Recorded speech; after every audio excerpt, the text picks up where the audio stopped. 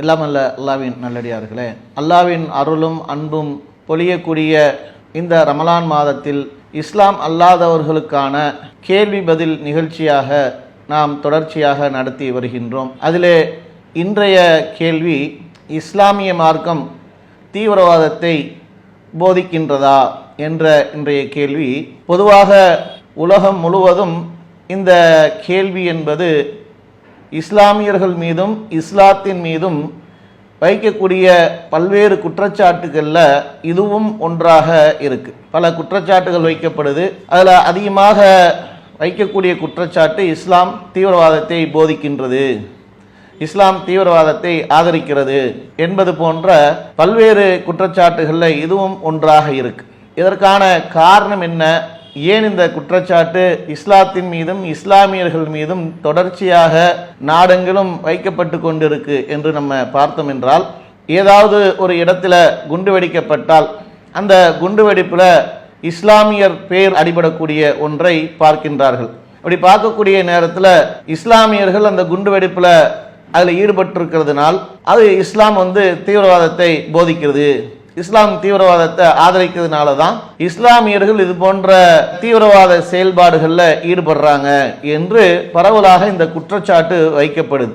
பொதுவாக இஸ்லாமியர்கள் ஒரு குண்டுவெடிப்பில் கலந்து கொண்டார்கள், அதில் ஈடுபட்டார்கள் என்றால் அதை உடனடியாக இஸ்லாத்தின் மீது முடிச்சு போட்டு பேசக்கூடிய நிலைகள் தற்போது நாட்டில் நடந்து கொண்டிருக்கு. அது பூதாகரமாக ஆக்கப்பட்டு இஸ்லாமியர்கள் குண்டுவெடிப்பில் ஈடுபடாத நிலையில் கூட வேற ஏதாவது ஒரு சம்பவம், வேற ஏதாவது ஒரு நபர்கள் ஈடுபட்டிருந்தால் கூட அதில் இஸ்லாமியர்கள் மீதும் இஸ்லாத்தின் மீதும் முடிச்சு போடக்கூடிய நிலைகள் எல்லாம் இன்னைக்கு ஊடகங்கள் பல்வேறு விஷயங்கள்ல ஈடுபட்டிருக்கார்கள் என்பதை நம்ம பார்க்க முடியும். பொதுவாக இஸ்லாம் சொல்லக்கூடியது என்ன அப்படின்னு சொன்னா, இஸ்லாமிய மார்க்கம் என்பது ஒரு வாழ்வியல் வழிகாட்டியாக இருக்கு. ஒவ்வொரு மனிதனுக்கும் அவருடைய வாழ்க்கைக்கான அனைத்து விதமான போதனைகளையும் வழிகாட்டுதலையும், எப்படி வாழணும் எப்படி வாழக்கூடாது, ஹராம் எது ஹலால் எது, எதை உண்ணணும் எதை உண்ணக்கூடாது, இப்படி பல்வேறு விஷயங்களை இஸ்லாமிய மார்க்கம் போதிக்கக்கூடிய ஒரு அற்புதமான ஒரு மார்க்கமாக இருக்கு. அந்த மார்க்கத்தில் இந்த தீவிரவாதத்தை போதிக்கக்கூடிய ஒரு நிலை இருக்கா என்றால் நிச்சயமாக இல்லை. இஸ்லாம் சொல்லக்கூடியதை எப்படி சொல்றாங்க, அல்லாஹ்வுடைய தூதர் அவர்கள் மூலமாகவும் திருமறை குரான் மூலமாகவும் சொல்லக்கூடிய போதனைகளும் வழிகாட்டுதலும் எப்படிப்பட்ட ஒரு அற்புதமான ஒன்றாக இருக்கு என்றால், இறை தூதர் முகமது நபி ஸல்லல்லாஹு அலைஹி வஸல்லம் அவர்கள் சொல்றாங்க, பிறர் நலம் நாடுவதுதான் இஸ்லாம் என்று சொல்லிட்டாங்க. அத்தீனு அன் நசீஹா என்று அல்லாஹ்வின் தூதர் அவர்கள் சொல்லியிருக்கிறாங்க. அப்படின்னு சொன்னா, இன்னைக்கு இஸ்லாமியர்களுடைய வாழ்வியலை எடுத்துக்கொண்டால், இஸ்லாமியருடைய செயல்பாடுகள் நீங்கள் கவனித்தால், இஸ்லாம் சார்ந்த உள்ள செயல்பாடுகள் அனைத்திலுமே இந்த பிறர் நலம் நாடக்கூடிய நிலைகளை நம்ம காண முடியும். இன்னைக்கு தர்மங்கள் செய்யக்கூடியது எதற்காக தர்மம் செய்கிறாங்க அப்படின்னு சொன்னா, பிறருடைய கஷ்டத்துல அவர்களுக்கு உதவி செய்து அவருக்கான தேவையை பூர்த்தி செய்யணும். தர்மத்தை இஸ்லாமிய மார்க்கம் ஊக்குவிக்கிறது. அதே மாதிரி நீங்க இஸ்லாமியருடைய கொண்டாட்டங்களை பார்த்தீர்கள் என்றாலும் அதுவும் அந்த மாதிரியான ஒரு நலம் நாடக்கூடிய நிலைகள்ல தான் இருக்கும். இஸ்லாம் பெருநாளைக்கு ஃபித்ரா என்கின்ற ஒரு தர்மத்தை கொடுக்க சொல்லுது. நோன்பு வைத்து விட்டு அந்த நோன்புக்கான பரிகாரத்திற்காக ஒரு தர்மத்தை செய்ய சொல்லுது. அந்த தர்மத்தை செய்வது யாருக்கு கொடுக்கணும்னா ஏழைகளுக்கு கொடுக்கணும். ஏழைகள் இது போன்ற அந்த பெருநாள் கொண்டாட்டங்கள்ல போதிய வசதி இல்லாம அவர்களுக்கான போதிய உணவு தேவையை பூர்த்தி செய்ய அளவு நிலையில இருக்கக்கூடியவர்களும், வசதி வாய்ப்பு உள்ளவர்கள் எப்படி அவர்கள் இந்த பெருநாள் கொண்டாட்டங்களை கொண்டாடுகின்றார்களோ அதுபோல அவர்களும் அந்த கொண்டாட்டத்தில் ஈடுபடணும் என்பதற்காக இஸ்லாம் இந்த போன்ற அந்த நோன்பு பரிகார தர்மத்தையும் கடமையாக்கி இருக்கிறது. அதே மாதிரி நீங்க இந்த குர்பானி என்று சொல்லக்கூடிய அந்த நடைமுறையை நீங்கள் இஸ்லாத்தில் எடுத்து பார்த்தால், இறைவனுக்காக ஆட்டை மாட்டை ஒட்டகத்தை அறுத்து பலியிட வேண்டும், அதுதான் குர்பானின்னு சொல்லுவாங்க. இப்படி இந்த குர்பானின்னு சொல்லக்கூடிய அந்த அறுக்கக்கூடிய நிலை இறைவனுக்காக அறுக்கப்பட்டாலும் அதனுடைய மாமிசங்கள் யாருக்கு போய் கொடுக்கப்படக்கூடியது அப்படின்னு சொன்னா ஏழைகளுக்கு விநியோகம் பண்றாங்க, உறவினர்களுக்கு கொடுக்குறாங்க, தானும் உண்ணக்கூடிய நிலை இருக்கு. இது எல்லாம் என்னன்னா அப்படி எல்லாருடைய மக்களுடைய நலனை சார்ந்து அடுத்தவருடைய அந்த கஷ்டத்தில் பங்கு பெறக்கூடிய ஒரு நிலையாக அனைத்தையுமே இந்த இஸ்லாமிய மார்க்கம் போதித்திருக்கும். அப்படி இருக்கும்போது இஸ்லாம் எப்படி தீவிரவாதத்தை போட்டு அநியாயமாக யாரையும் கொல்வதற்கு சொல்லுமா அப்படின்னு சொன்னா அப்படிப்பட்ட ஒரு நிலையில கிடையாது. அதே நேரத்தில் இன்னைக்கு ஊடகங்கள் அதை பூதாகமாக்கப்பட்டு அதை ஒரு குற்றச்சாட்டாக வைத்திருக்கிறாங்க. இஸ்லாமியர்கள் குண்டுவெடிப்பில் ஈடுபடுறாங்க அப்படின்னு சொன்ன உடனே இஸ்லாமிய தீவிரவாதிகள் என்று உடனே பெருசா போட்டுறாங்க. அதே நேரத்தில் நீங்க மற்றவர்கள் மற்ற சமுதாயத்தை சார்ந்தவங்க இதுவரைக்கும் எந்த ஒரு குண்டுவெடிப்பிலையும் எந்த ஒரு பெரிய ஒரு பாதிப்பு ஏற்படுத்தக்கூடிய மனித சமுதாயத்துக்கு தீங்கு விளைவிக்கக்கூடிய செயல்பாடுகளில் இதுவரைக்கும் ஈடுபட்டதே இல்லையா?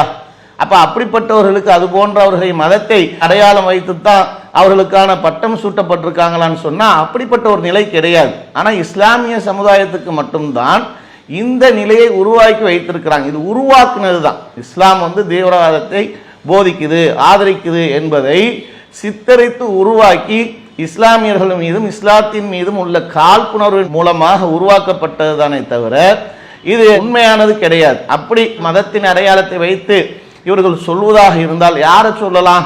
இந்தியாவில் பல குண்டுவெடிப்புகள் நடந்திருக்கு. அதுல மிக பிரபலமான குண்டுவெடிப்பு என்ன அப்படின்னு சொன்னா மாலேகானில் நடந்த குண்டுவெடிப்பு. மாலேகானில் நடந்த குண்டுவெடிப்பு என்ன அப்படின்னு சொன்னா ஒரு பகுதியில் கொண்டு போய் பைக்கில் குண்டை வச்சிடுறாங்க. அங்கே உருதுல இருக்கக்கூடிய பிட் நோட்டீஸை எடுத்து அந்த வண்டியில் வைத்து வெடிக்க செய்து அது பரவலாக சிதறி கிடக்குது. எடுத்து பார்த்தா உருது பிட் நோட்டீஸ்லாம் இருக்கு. வெளிப்படையாக பார்த்தா என்ன நினைப்பாங்க? இது இஸ்லாமியர்கள் யாரோ எடுத்துட்டு வச்சுட்டு போயிருக்கிறாங்க என்று அவர்கள் என்ன பண்ணணும், பார்த்து அடையாளம் காணணும் என்பதற்காகவே இது திட்டமிட்டு நடத்தப்பட்ட சதி செயல். இந்த குண்டுவெடிப்பு நடந்த உடனே இதுல இஸ்லாமிய தீவிரவாதிகள் முஸ்லீம் தீவிரவாதிகள் குண்டு வச்சுட்டாங்க மாலேகான்ல, அதனால பெரிய பாதிப்பு எல்லாம் உடனே பூதாகரமாக ஊடகங்கள் பேசப்பட்டது. ஆனா அதனுடைய விசாரணைய தீவிரமாக அங்க இருக்கக்கூடிய அதிகாரிகள் அழகான முறையில கொண்டு போய் சேர்த்ததனுடைய நிலையில உண்மை குற்றவாளி கண்டுபிடிக்கப்படுகிறாங்க. யார் உண்மை குற்றவாளி? பிராக்யா சிங் தாக்கூர் என்ற ஒரு பெண் சாமியார் என்ன செய்யறாங்கன்னா கைது செய்யப்படுறாங்க. அவருடைய அடையாளம் எப்படிப்பட்டதாக இருந்தது? அவருடைய அடையாளம் காவி உடை அணிந்து பெண் சாமியாராக இருக்கிறாங்க. இந்த நிலையில்தான் அந்த பெண் அவர்கள் கைது செய்யப்படுறாங்க. கைது செய்யப்பட்டு அவர்கள் மீது எஃப்ஐஆர் போடப்படுது. அது நீண்ட காலம் நடைபெற்று அது ஒரு முடிவுக்கு வந்துருச்சு. ஆனா ஆரம்பத்தில் அதனுடைய குற்றவாளி என்று குற்றம் சுமத்தப்பட்டு அதற்கான ஆதாரங்களை எல்லாம் காவல்துறை சார்பாக ஒவ்வொன்றாக வெளிக்கொண்டு வந்திருந்தாங்க. எப்படி எல்லாம் இந்த குண்டுவெடிப்பு நடந்தது, யார் மூலமாக நடந்தது, அந்த பைக் எங்க வாங்கினது, எல்லாம் ஒவ்வொன்றாக தீவிரமாக விசாரணை நடத்தி அதை குற்றவாளியை கைது செஞ்சாங்க.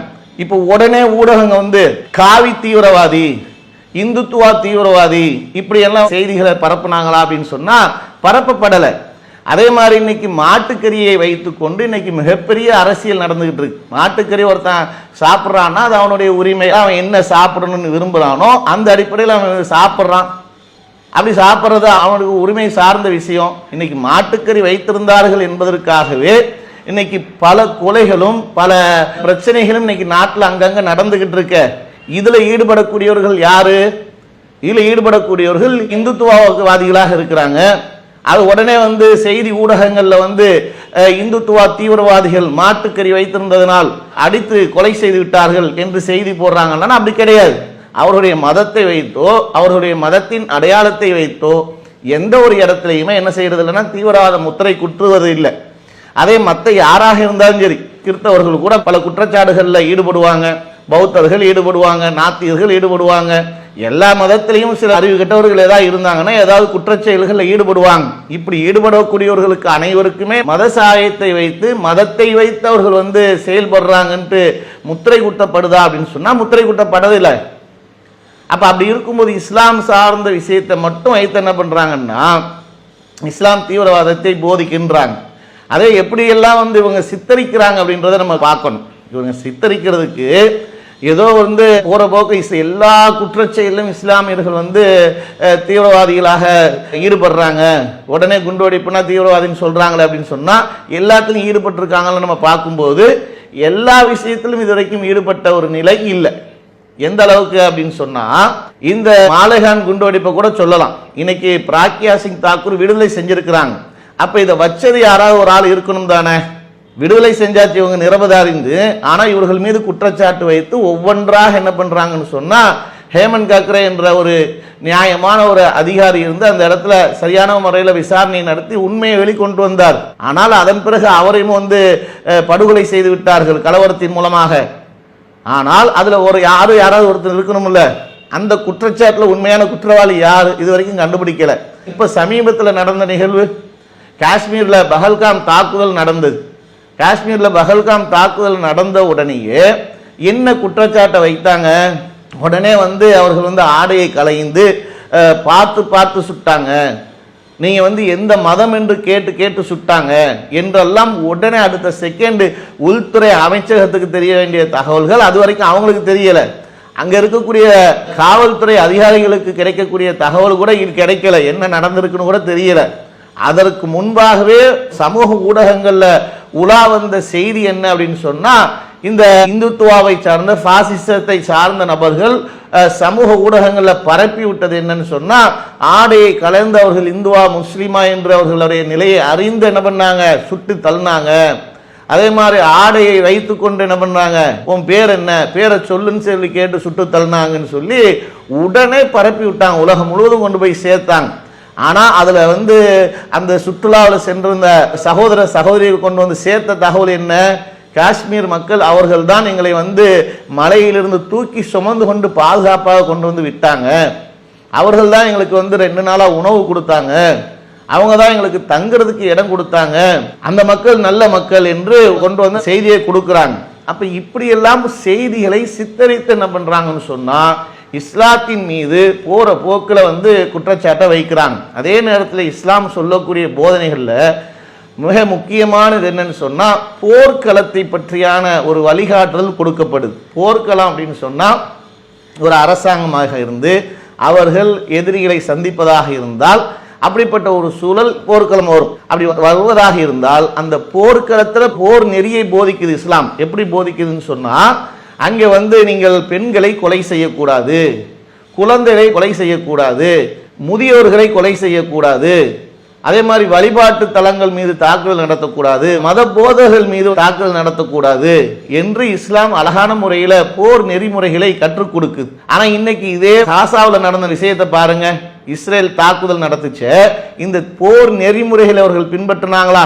எத்தனை பச்சிலம் குழந்தைகள் கொல்லப்பட்டது, இது குறித்து ஏதாவது கேள்வி கேட்டு இதற்கான ஒரு குற்றச்சாட்டு ஏதாவது சுமத்தப்பட்டிருக்கா? ஒரு குழுக்கள் மீது நீங்கள் தாக்குதல் நடந்து இத்தனை குழந்தைகளையும் பெண்களையும் முதியோர்களையும் நீங்க கொலை செய்யலாமா அப்படின்னு சொல்லி கேட்கப்பட்டதான்னா கேட்கப்படவே இல்லை. ஆனால் இஸ்லாம் இப்படிப்பட்ட ஒரு போர் நெறிமுறைகளை கூட என்ன பண்ணதுன்னு சொன்னா அழகான முறையில கற்றுக் கொடுக்கு. ஆகையால் இஸ்லாத்தின் மீது வைக்கக்கூடிய இந்த குற்றச்சாட்டு என்பது உண்மையானதல்ல, இது அபத்தமான பொய்யாகத்தான் இருக்கே தவிர ஒவ்வொரு காலகட்டத்திலும் நடக்கக்கூடிய நிகழ்வை வைத்து அது பூதாகரமாக ஆக்கப்பட்டு ஜோடிக்கப்பட்டு இஸ்லாத்தின் மீது வன்மம் இருக்கக்கூடியவர்களும் இஸ்லாத்தின் மீது காழ்ப்புணர்வு கொண்டவர்களும் இஸ்லாத்தை பிடிக்காத நபர்களும் செய்யக்கூடிய செயல்தானே தவிர இஸ்லாம் இப்படி போதிக்கவே இல்லை. மாறாக இஸ்லாம் சொல்லக்கூடிய போதனைகள்ல மனிதரை நேசிக்க சொல்லுது, அண்டை வீட்டார்களை நேசிக்க சொல்லுது, அதே நேரத்தில் உதவி செய்து அவர்கள் மேலும் அன்பு பாராட்ட சொல்லுது. அதே போன்று பார்த்தீங்கன்னு சொன்னா அநியாயமாக யாராவது கொலை செய்வதற்கு சொன்னால் எப்படி பாவமாக கருதப்படுது அப்படின்னு சொன்னால், ஒரு உயிரை அநியாயமாக கொலை செய்தால் ஒட்டுமொத்த உலகத்தில் இருக்கக்கூடிய மனிதர்களை நீங்கள் கொலை செய்தால் என்ன பாவம் கிடைக்குமோ அந்த பாவம் கிடைக்கும் இஸ்லாம் சொல்லுது. நீ ஒட்டுமொத்த மனித சமுதாயத்தையும் உலகத்தில் உள்ள அனைத்தையுமே நீங்க கொலை செஞ்சா என்ன உனக்கு தண்டனை கிடைக்குமோ அது கிடைக்கும். அநியாயமே கொலை செய்யக்கூடாது, இதற்கான நியாய தீர்ப்பு நாளில் அதற்காக உனக்கு தண்டனை கொடுப்பேன், அஞ்சிக்கொள், அல்லாவுக்கு பயந்துக்கோ அப்படின்னு சொல்லி போதிக்கக்கூடிய மார்க்கமாகத்தான் இந்த மார்க்கம் இருக்கே தவிர இது ஒரு காட்டு மிராண்டித்தனமாக வந்தவர்கள் போனவர்கள் எல்லாத்தையும் கொலை செய்யணும் அப்படின்னு தீவிரவாதத்தை போதிக்கக்கூடிய மார்க்கமாக இல்லை என்பதை இதன் மூலம் தெரிவித்துக் கொண்டு நிறைவு செய்கின்றேன். அஸ்ஸலாமு அலைக்கும் ரஹ்மத்துல்லாஹி பரகாத்துஹு. அல்லாஹு அக்பர், அல்லாஹு